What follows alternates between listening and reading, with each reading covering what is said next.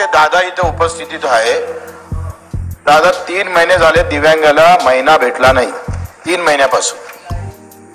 म्हणजे आपले संजय गांधी निराधार योजनेचे पैसे जे 1500 रुपये आपण मानधन देतो ते 3 महिन्यापासून भेटले नाही. 3 महिन्यापासून आपले संजय गांधी निराधारचे पूर्ण राज्य सरकारची योजना आहे.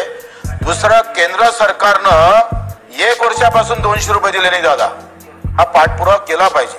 1 वर्षापासून श्रावणबाळ योजना ज्याच्यामध्ये केंद्राचा हिस्सा 200 आहे, फक्त 1300 रुपये देतो आपण. आपले 1300 200 केंद्राचे. मला वाटतं यावर लक्ष घालणं फार महत्वाचं आहे.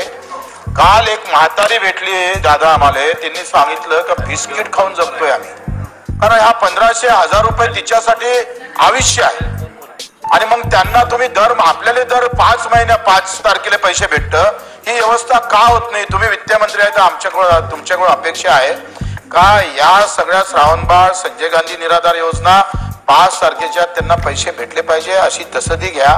त्यावर तुम्ही कुठेतरी आता बोला का इतक्या दिवसात आम्ही 5 तारखेच्या आत पैसे देऊ. राणा साहेब.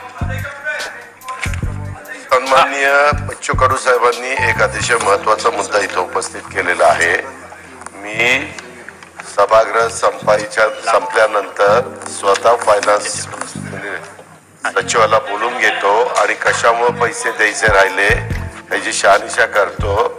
आणि जसं काही प्राण्यांनी हल्ला केल्यानंतर तिथले पैसे ताबडतोब जिल्हाधिकाऱ्यांना विड्रॉ करण्याचा अधिकार दिलेला आहे आणि ते लगेच ताबडतोब पैसे जातात. पैसे हे ताबडतोब कसे जातील, 5 तारखेच्या आत कसे जातील, या संजय गांधी निराधार, दिव्यांग आणि श्रावण बाळ हे गरिबांचे पैसे,